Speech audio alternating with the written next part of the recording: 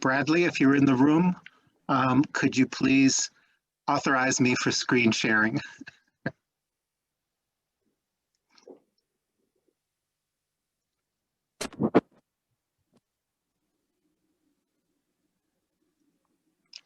Thank you.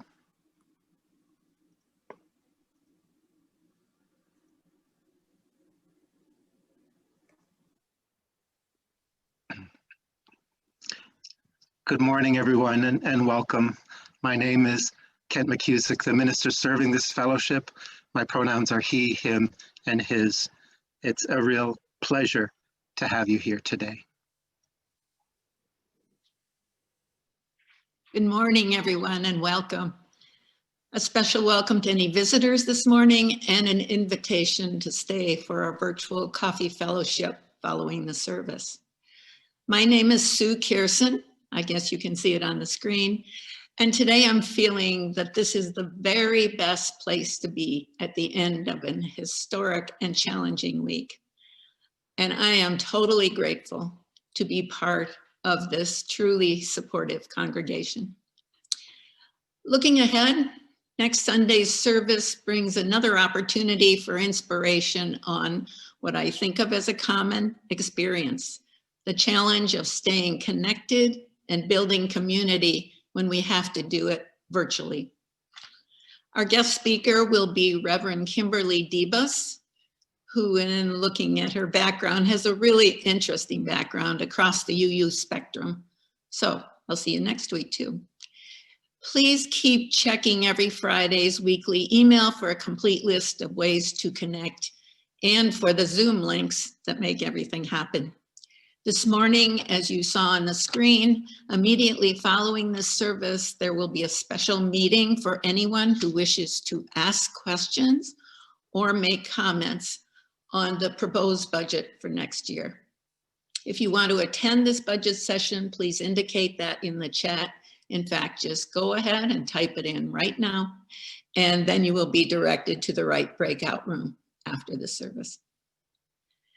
And now to each of you here today, this community is what it is because of your presence. So welcome. Welcome into this space of love, support, renewal, and connection, which can inspire you to understand life in new ways. Thank you for coming. Thank you, Sue. Yes, if you do want to attend the budget hearing, you need to make that request during the service, because at the end of the service, when we're in breakout rooms, the chat function does not work for Bradley. So during the service, or right now, is the best time to do it. Each week, we begin our service with the ringing of our chime 3 times. Once to wake the chime, once to open our minds, and once to open our hearts as we gather together in this sacred virtual space.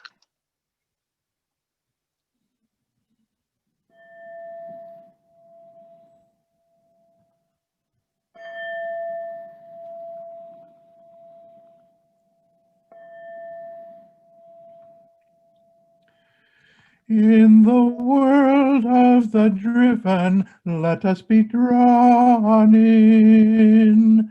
Let your voice be a given, let us be drawn in. To imagine, to dream, to create, to redeem. For the sake of the living, let us be drawn in. As the kindling of this chalice calls us to community, let there be light. As the flame of this chalice reminds us of our values, let there be light. As the glow of this chalice encourages us to hope, let there be light. Let there be light. In the world of the driven, let us be drawn in. Let your love be a given, let us be drawn in.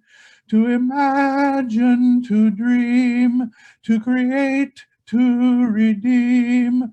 For the sake of the living, let us be drawn in.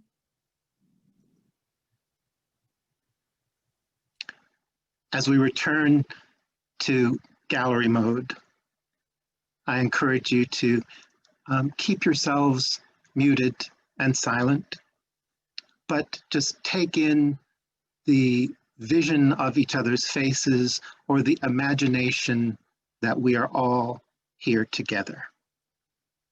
A Blessing of Faces by Alden Solovey.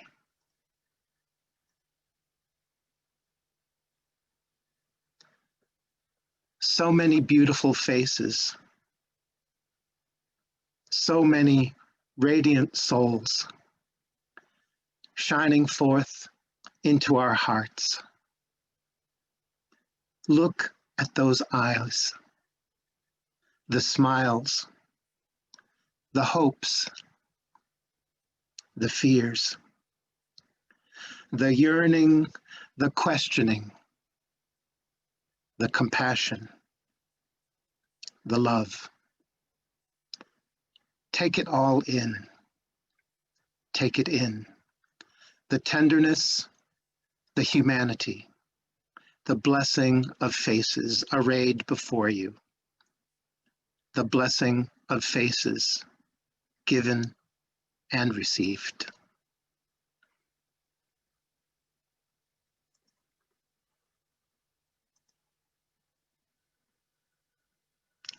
It's good to be together.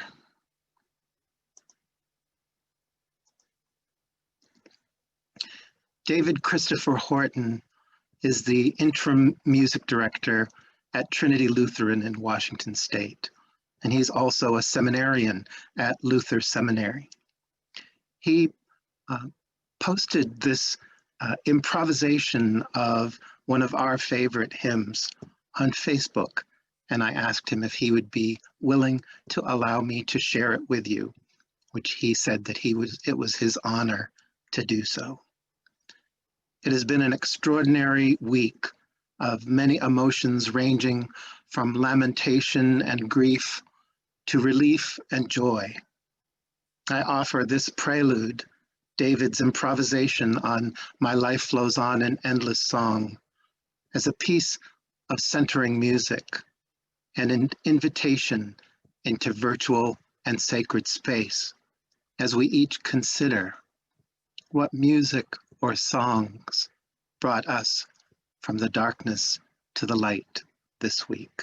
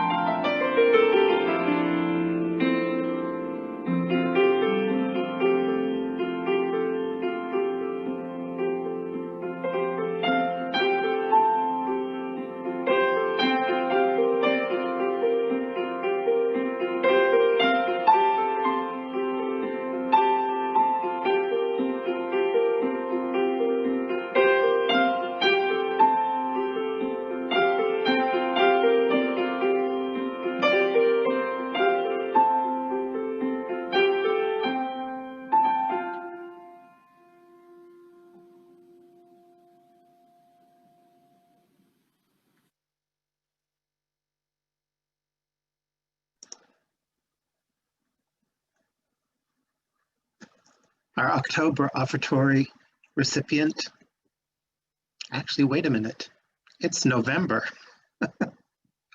I'll correct that.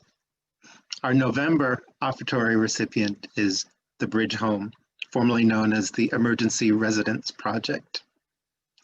The Bridge Home is an organization that provides shelter and food to the homeless, and whenever possible, helps to prevent individuals from becoming or remaining hopeless and homeless. At the end of the service, I encourage you to go to our UUF Ames website, to the Give tab, and generously support those in our community who find themselves in need. Thank you for your generosity.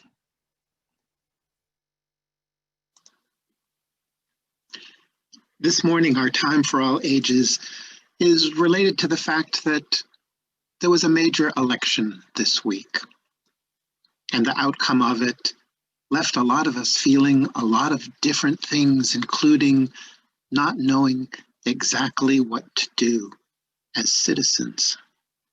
This could be confusing to people who look to us as models for how we live our lives in the communities that we love. So our Time for All Ages this morning is What Can a Citizen Do?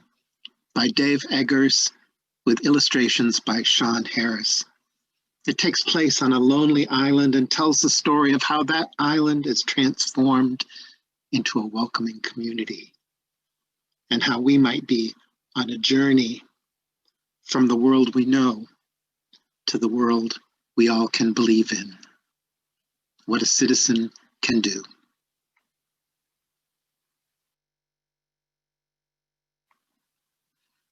What in the world can a citizen do? Who can a citizen be? A citizen is just like you.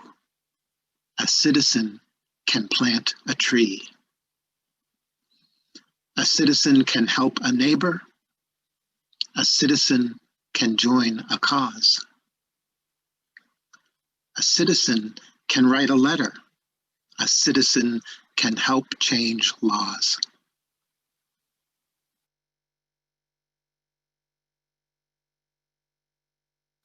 A citizen can right a wrong.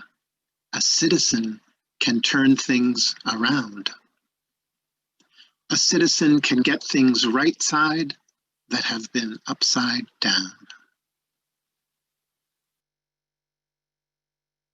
A citizen should be engaged.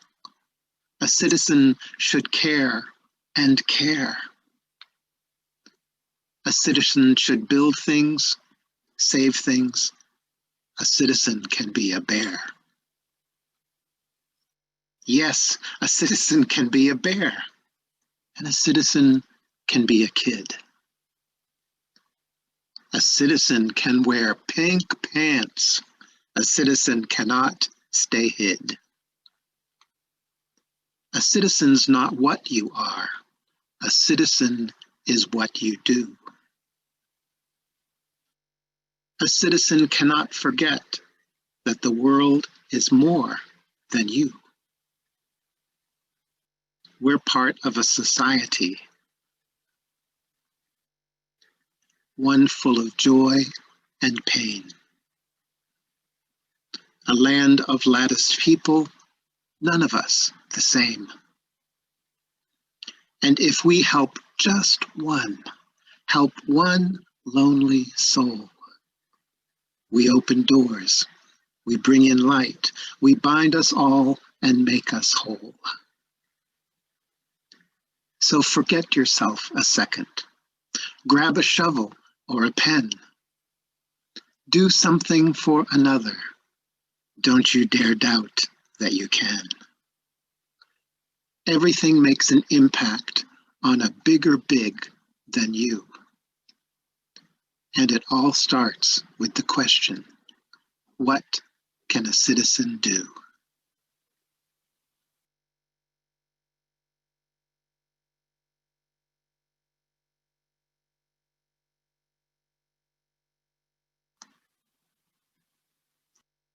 Let's sing together.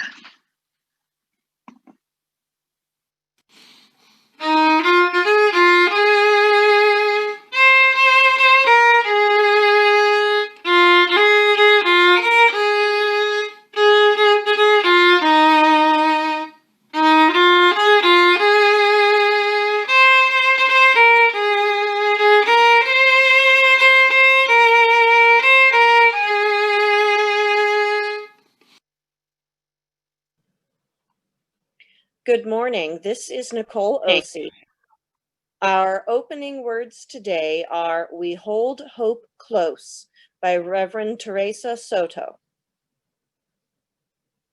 In this community, we hold hope close. We don't always know what comes next, but that cannot dissuade us. We don't always know just what to do, but that will not mean that we are lost in the wilderness. We rely on the certainty beneath, the foundation of our values and ethics. We are the people who return to love like a North Star and to the truth that we are greater together than we are alone. Our hope does not live in some glimmer of an indistinct future.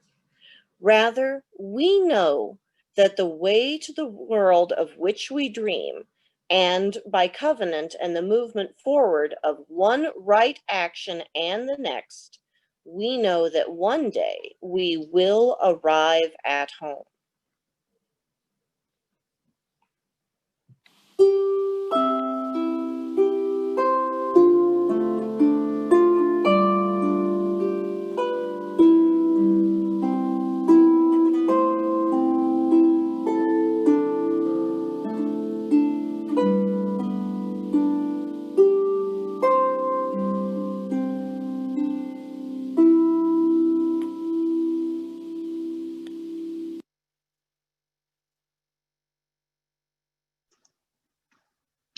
Each week, we take time in our service for a time of sharing, of milestones, significant things that are happening in our lives that are bringing us joy, challenge, or gratitude. As I open the room to your sharing, remember the time lag that takes place between speaking and being heard by all of the other folks in the room. And so after you introduce yourself and share your milestone, I would invite you to close your sharing by saying, "Thank you for listening." This is our time of sharing. Hi, this is Fritz Keinert. Last Monday morning, I was riding my bike to Ames Racket and Fitness for a fitness class in the morning.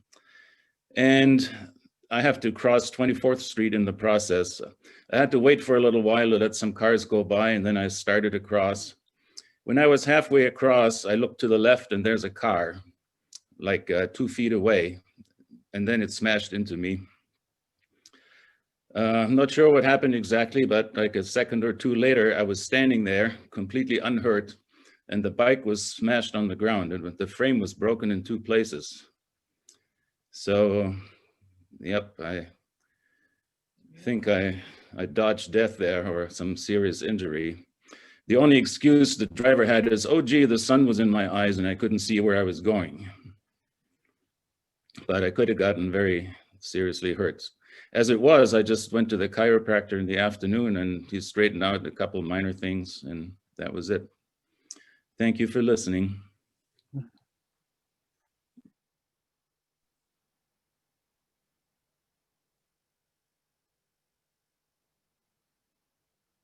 Hi, I'm Barbie Adkins.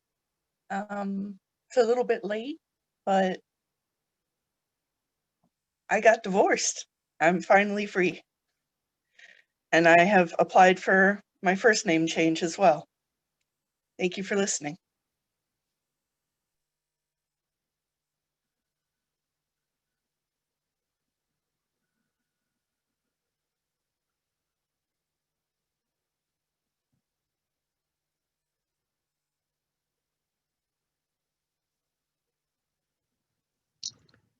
It's such a pleasant experience to see your faces.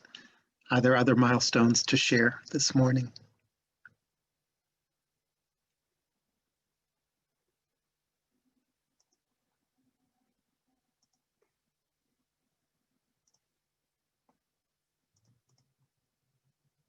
For those milestones that have been shared, and for those that we hold silently, and for all the reasons that you have been drawn to be together this morning, whatever brought you here.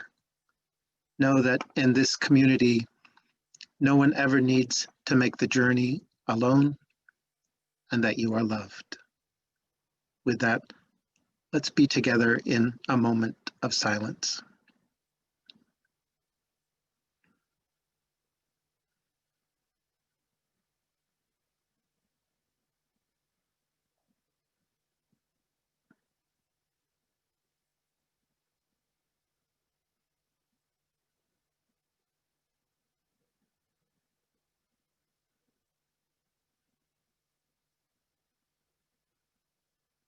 It is good to be together.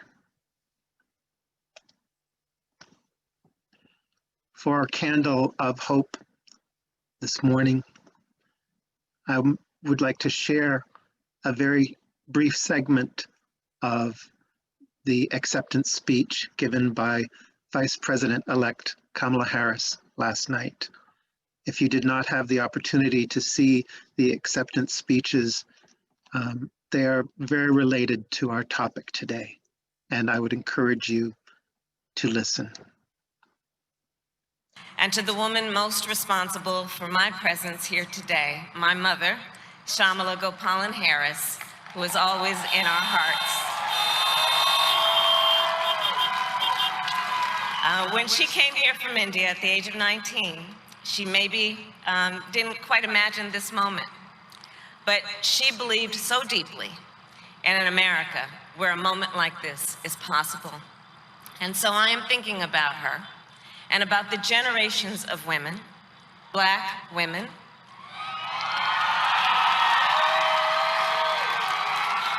Asian, white, Latina, Native American women, who throughout our nation's history have paved the way for this moment tonight. Women who fought and sacrificed so much for equality and liberty and justice for all, including the Black women who are often, too often, overlooked, but so often prove they are the backbone of our democracy.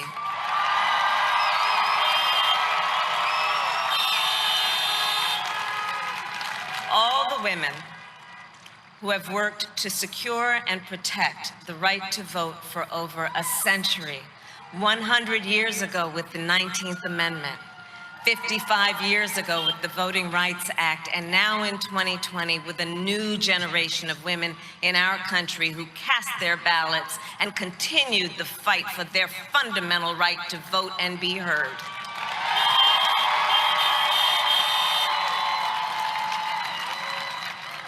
Tonight I reflect on their struggle, their determination, and the strength of their vision to see what can be unburdened by what has been. And I stand on their shoulders. And what a testament it is to Joe's character that he had the audacity to break one of the most substantial barriers that exists in our country and select a woman as his vice president.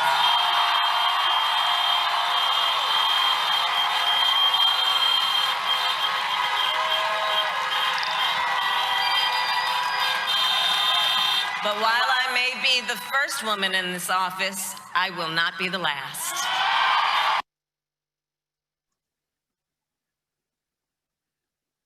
We have reason to be hopeful. And to give a variation on a line from the musical Hamilton, history has its eyes on us. Given the week that we have shared with a full range of very challenging emotions at time, I always go to my friend and colleague Sarah Dans Jones' music, which invites us into a time of breathing and centering. Meditation on breathing.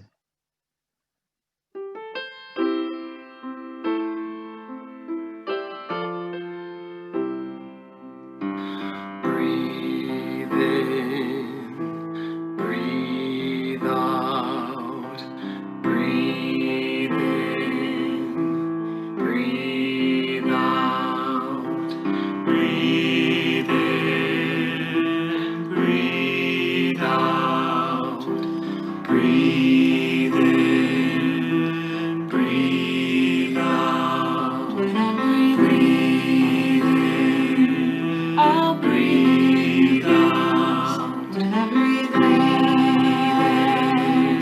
I'll breathe out. When I breathe in, I'll breathe in peace. When I breathe out, I'll breathe out loud. When I breathe in, I'll breathe in peace. When I breathe out, I'll breathe out loud. When I breathe in, I'll breathe in peace. When I breathe out, I'll breathe out loud. When I breathe in, I'll breathe in peace. When I breathe out, I'll breathe out loud. When I breathe in, I'll breathe in peace. When I breathe out, I'll breathe out loud. When I breathe in, I'll breathe in peace. When I breathe out, I'll breathe out loud. When I breathe in, I'll breathe in peace. When I breathe out, I'll breathe out loud. When I breathe in, I'll breathe in peace. When I breathe out, I'll breathe out loud. When I breathe in, I'll breathe in peace. When I breathe out, I'll breathe out loud.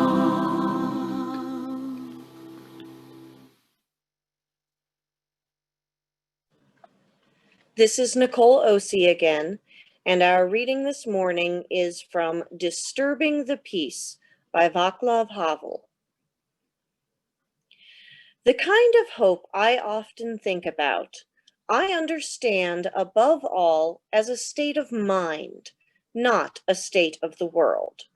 Either we have hope within us, or we don't. Hope is not prognostication.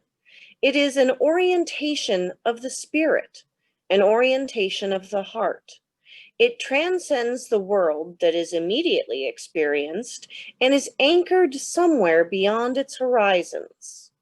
I feel that its deepest roots are in the transcendental, just as the roots of human responsibility are.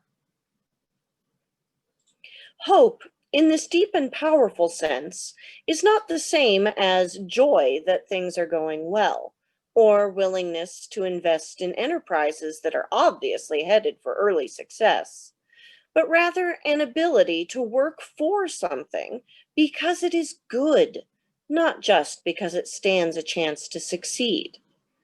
The more uncompromising the situation in which we demonstrate hope, the deeper that hope is.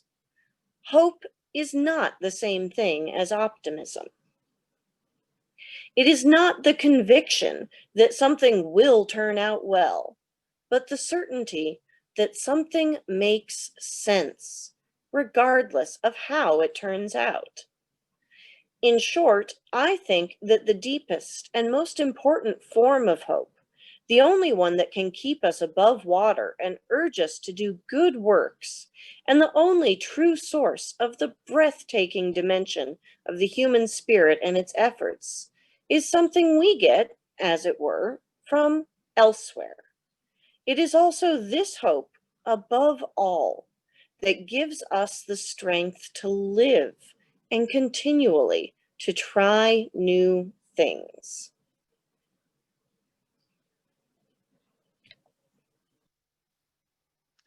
It's unusual when I choose to offer the same piece of music 2 weeks in a row. But last week, there was a very strong and positive reaction to the song Hope by Jason Robert Brown, which was sung last week by Betty Buckley. This week, it's the same song, but sung by Natasha Yvette Williams, who is also a Broadway singer and actress. But a question that came up was, what show did this come from? This did not come from a show. Jason Robert Brown wrote this song from his heart for his family. So with that, I offer you Hope. And Jason Robert Brown is playing the piano for Natasha Yvette Williams.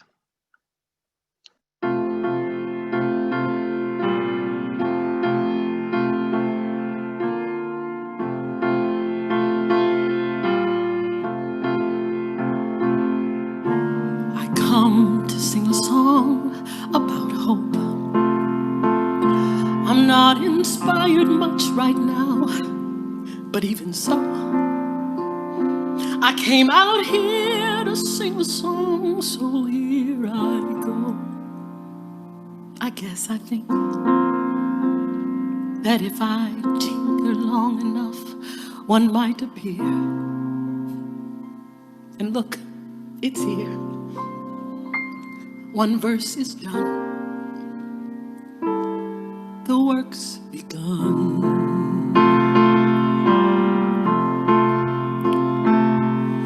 I've come to sing a song about hope.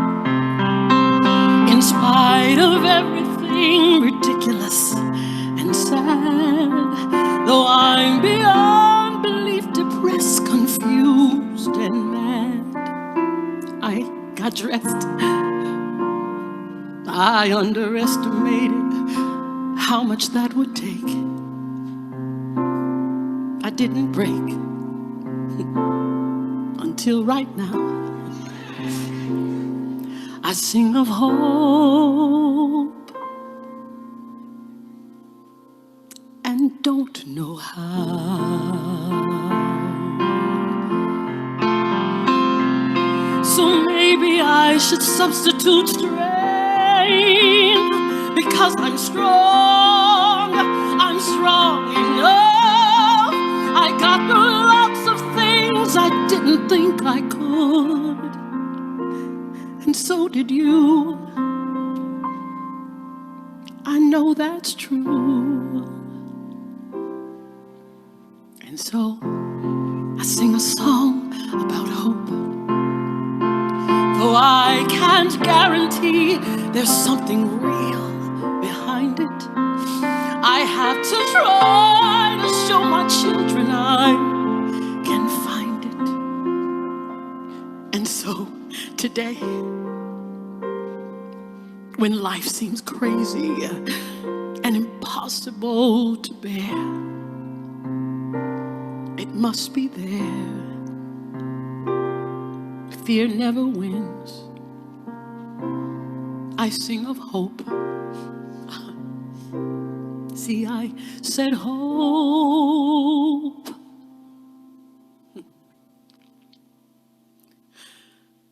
The work begins.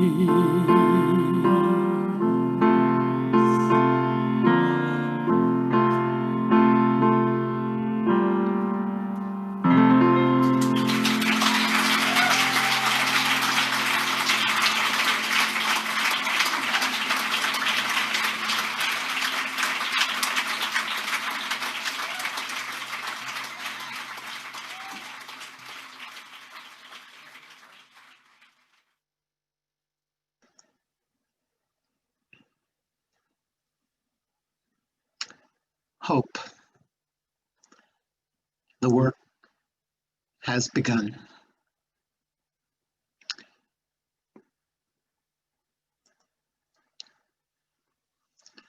As a theme for us to explore together and live into, the healing of human hearts is critical for the healing of democracy.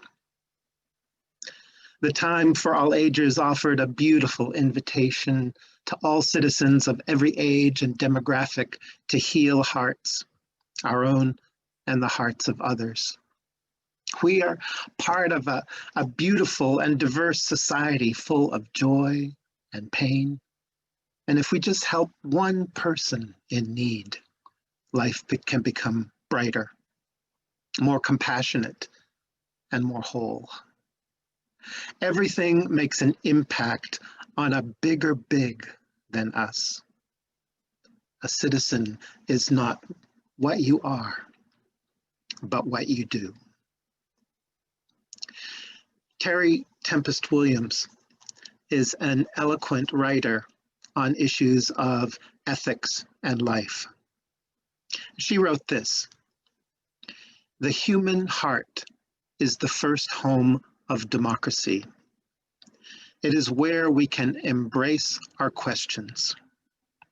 Can we be equitable? Can we be generous? Can we listen with our whole beings, not just our minds, and offer our attention rather than our opinions? And do we have enough resolve in our hearts to act courageously, relentlessly, without giving up ever, trusting our fellow citizens to join with us in our determined pursuit of a living democracy?" Yesterday, I was in my office here where I am right now after the rehearsal for this service when I learned that Joseph Biden will be our next president. I found that out just after I read that Terry Tempest Williams quote on our heart being the first home of democracy. President-elect Biden ran as a Democratic candidate with the promise to be a president for all Americans. After the last 4 years, I am hopeful for the possibility of leadership with compassion, honesty, kindness, courage, and the determination to help us heal and come together as a country. My eyes filled with tears. I was surprised at the depth of emotion I felt in the relief that we can move forward now. It is also a historic moment that Vice President-elect Kamala Harris is the first woman and the first person of color to serve in the position of vice president. She understands what it means to be a child of immigrant parents and a person of color seeking racial justice. For the first time in 4 years, I hold hope for the possibility of equitable and generous leaders willing to listen. Many of us have held on to hope in the deep and powerful way that Václav Havel described, a willingness to work towards something, not because it would surely succeed, but because it makes sense and is good. It is the kind of hope that gives us the strength to live and continuously try new things. The Quaker theologian, Parker Palmer, offers 2 words that embody the habits of the heart which we as citizens need in response to this moment in history. The 2 words are chutzpah and humility. By chutzpah, He is referring to the importance of knowing that we each have a voice that needs to be heard and the right to speak up. By humility, he means that we must accept the fact that the truths we each believe are always partial and may not be true to all. This means that we need to listen with openness and respect, especially to the other, as much or even more so than we need to speak our own truths. Humility plus chutzpah builds the kind of citizens that our democracy needs. Hearts embodied with humility and chutzpah make a bigger big than us. In this moment of relief and joy, we do remain a deeply divided country. The people who supported the current president are grieving, angry, and mistrustful. Our Unitarian Universalist values call us to live and continually and responsibly search for truth and meaning. We are called to seek justice, equity, and compassion in human relations. To bridge this divide calls to our deepest understanding of hope and invites us all to engage in heart work together. In his book, Healing the Heart of Democracy, which he wrote before the election in 2016, Parker Palmer offers 5 interlocking habits of the heart. These are deeply ingrained patterns of receiving, interpreting, and responding to experiences that involve our intellect, emotions, self-images, and understanding. The first 3 relate to humility, the notion that our truths may not be true for everyone. In order to heal the heart of democracy, we must understand that we are all in this together. We are profoundly interconnected with one another and all forms of life, and deep listening allows hearing and being heard in a way that is healing and acknowledges that, yes, we are in this together. Last night, President-elect Biden said, it's time to see each other again, to listen to one another again. We're not enemies. We are Americans. To heal the heart of democracy, we need to know that we're all in this together. To heal the heart of democracy, we must develop an appreciation of the value of otherness. By this, Palmer is inviting us to practice deep hospitality. I'm reminded of the wisdom of Francis David, who said we don't have to believe alike to love alike. In fact, we could simply just say we don't have to be alike to love alike. The divide in this country is reflected in my own family. And even though we disagree on practically everything under the sun, we choose to love each other and navigate hospitality with humor and grace and listening most of the time. To heal the heart of democracy, we must cultivate the ability to hold tension in life-giving ways. When someone or something runs counter to your own convictions, we might allow the tension to expand our hearts rather than shut us down. That's hard. We live in an imperfect and broken world. The human heart has the capacity to use the tensions of divisiveness to generate insight, energy, and new life. Last night, President-elect Biden said, "Let this grim era of demonization begin to end, here and now." It's a decision. It's a choice we make. And if we decide to not cooperate, if we can decide to not cooperate, then we can decide to cooperate. And I believe this is part of the mandate from the American people. They want us to cooperate.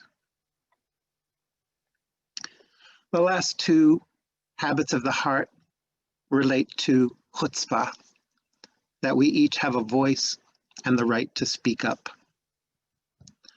To heal the heart of democracy, we must generate a sense of personal voice and agency. It's important to express our version of the truth while checking it and correcting it in response to the truth of others. And in line with that, to heal the heart of democracy, we must strengthen our capacity to create community. Included in our mission statement, this heart habit is a reminder that without community, it is nearly impossible to achieve voice. The companionship of kindred spirits kindles the courage we need to speak and act as citizens. Last night, the president-elect reminded us, this is a great nation, and we are good people, and there has never been anything we haven't been able to do when it's done, when we are doing it together. Cultivating these habits of the heart requires dedication in the same way that we are dedicated as Unitarian Universalists to live into the 7 principles. And these 5 heart habits are consistent with our Unitarian Universalist values and principles. We must understand we are all in this together. We must develop an appreciation of the value of others. We must cultivate the ability to hold tension in life-giving ways. We must generate a sense of personal voice and agency, and we must strengthen our capacity to create community.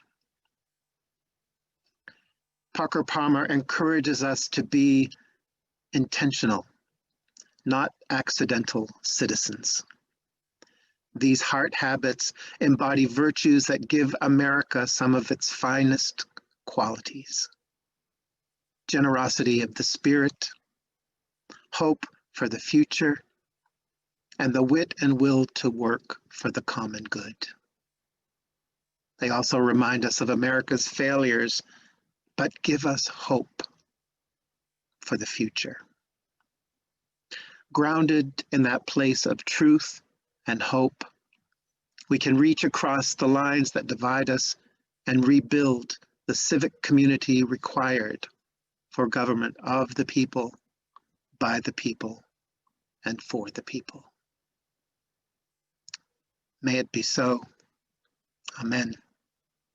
And blessed be. Hope. The work has begun.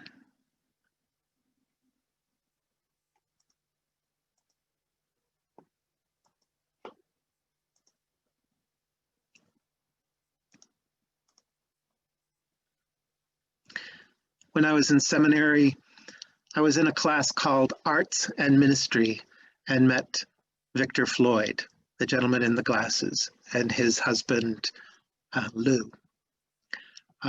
Victor also put a piece of music on Facebook called I Feel Like Going On by Marvin Williams.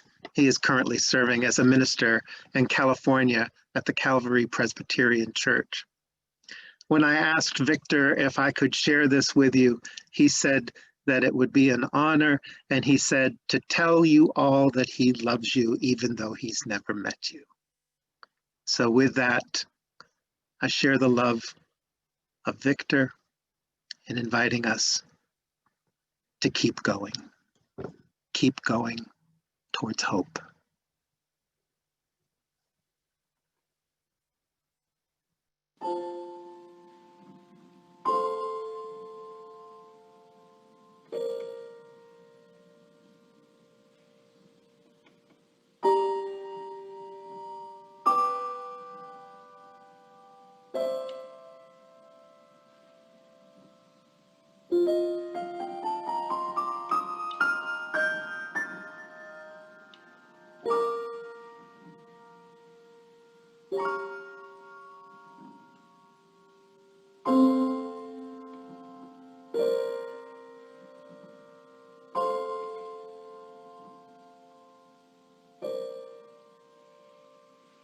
I feel like going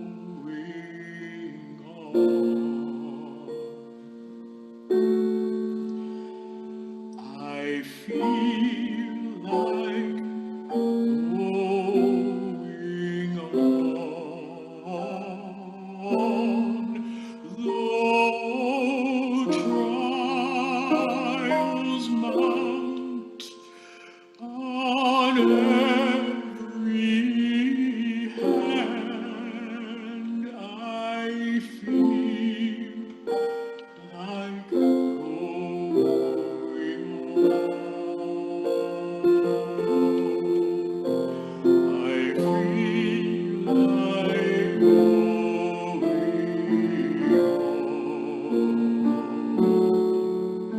I feel like going on. Lord, trials mount on every hand. I feel like going on. I feel like going on. I feel like going on. Lord, trials mount on every hand. I feel like going on.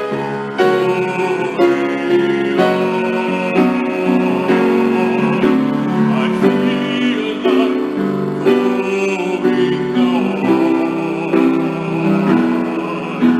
I feel like going on. Lord, trials mount on every hand. I feel like going on.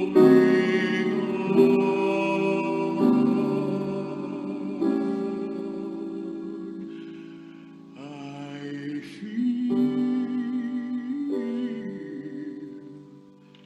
like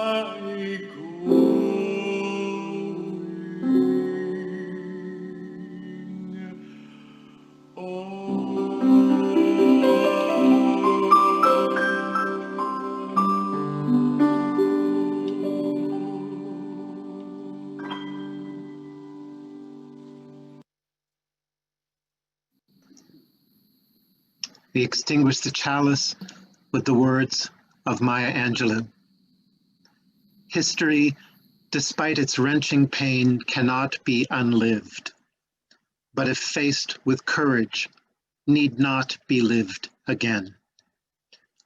Lift up your eyes upon the day breaking for you. Give birth again to the dream.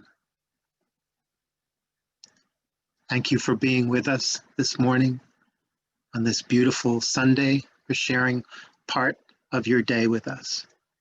We remember our friends in Torretfalva, especially with the sweet memories of Elizabeth. We mourn her passing. And also please know that we have accrued enough money to send another check to Torretfalva to support their food program So if you would like to add to that, to make it a more substantial gift to support the feeding of the hungry, please do that today. And thank you again for your generosity.